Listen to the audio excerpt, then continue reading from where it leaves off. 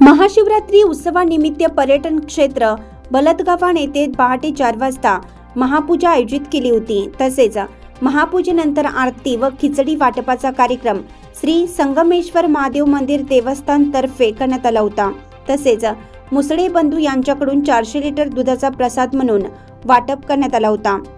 सोनूभाऊ भागवत मित्र परिवाराकडून 150 किलो खिचडी प्रसादाचे वाटप करण्यात आले होते। भव्य महाशिवरात्री महोत्सव श्री संगमेश्वर महादेव मंदिर देवस्थान तर्फे महाशिवरात्रीचे आयोजन केलं होतं। भव्य महाशिवरात्री निमित्त श्री संगमेश्वर महादेव मंदिर व्यवस्थापन यांनी प्रथम वेदमूर्ती हरिभक्त परायण व्यंकटेश महाराज सोनवणे यांचा महाशिवरात्रीच्या दिवशी कीर्तन आयोजित केलं होतं। तसेच दुसऱ्या दिवशी काल्याचे कीर्तन सर्वश्रेष्ठ निवृत्तीनाथ महाराज समाधी संस्थान त्र्यंबकेश्वरच्या विश्वस्त हरिभक्त परायण सौ कांचनताई जगताप यांनी केलं होतं। श्री संगमेश्वर महादेव मंदिर देवस्थान अध्यक्ष शांताराम पाळते, उपाध्यक्ष मोहन पाळते, सचिव भास्कर कुटे, खजिनदार रमेश पाळते, सदस्य सूर्यभान पाळते, सदस्य हरिभक्त परायण कांचनताई जगताप, सदस्य रतन पाळते, सदस्य तुकाराम पाळते, उत्सव व्यवस्थापक प्रवीण पाळते, सदस्य रामदास कुटे या सर्व देवस्थानचे कार्यकारी कार्यक्रमासाठी मोलाचे सहकार्य केले। पण या जागेवर बसल्या बसल्या तुम्ही जर पाप करत असाल तिथे अनंत जन्माला भोगावं लागतं। कारण एक सांगते ऐका, पुण्याच्या ठिकाणी केलेलं पाप अनन्य जन्मात भोगावं लागतं। म्हणून इथं बसल्याच्या नंतर तरी निदान या पुण्यस्थळावर या संगमेश्वराच्या ठिकाणी तरी बसल्यानंतर कुणाच्या विषयी द्वेष मनात येऊ देऊ नका।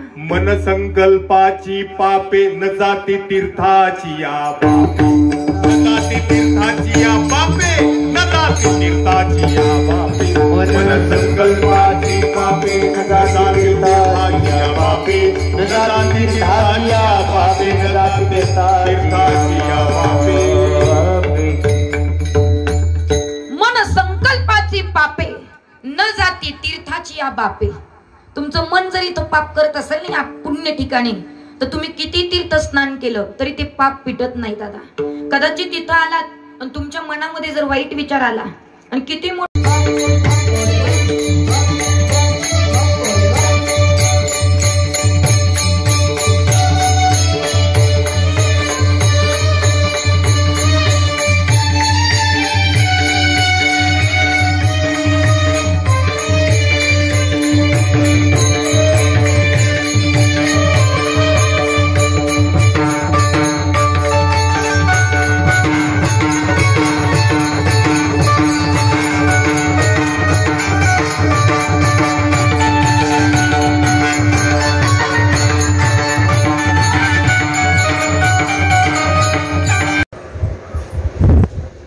माझं नाव श्री शांताराम नारायण पाळदे, श्री संगमेश्वर देवस्थान या संस्थेचा संस्थापक अध्यक्ष। काल महाशिवरात्रीनिमित्त सकाळी महापूजा झाली आणि 4:30ला महापूजेचं आयोजन झालं। पूर्ण 6 वाजता महाआरती झाली। आरती झाल्याच्या नंतर भाविकांसाठी दर्शन पूर्ण सोहळा पार पडला। दिवसभर संध्याकाळपर्यंत दर्शनाचा सोहळा पार पडला। रात्री 8 वाजता मंदिरामध्ये कीर्तनाचा कार्यक्रमाचं आयोजन झालं।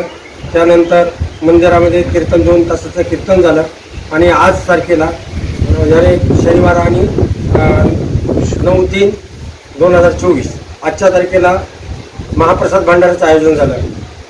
कमीत हजारोच्या संख्येने महाप्रसाद भंडाराचं लोकांनी भाविकांनी भोजन घेतलं आणि या मंदिराचं जे काही पावित्र्य आहे ते सगळ्यांनी इथं कालच्या महापर्वाच्या निमित्त आज बी दर्शनाचा सोहळा आणि भोजन आणि सर्व ट्रस्टींनी याच्यामध्ये सगळ्यांचं योगदान लाभलं आणि सगळ्या टीमने एकजुटीने कार्य केलं।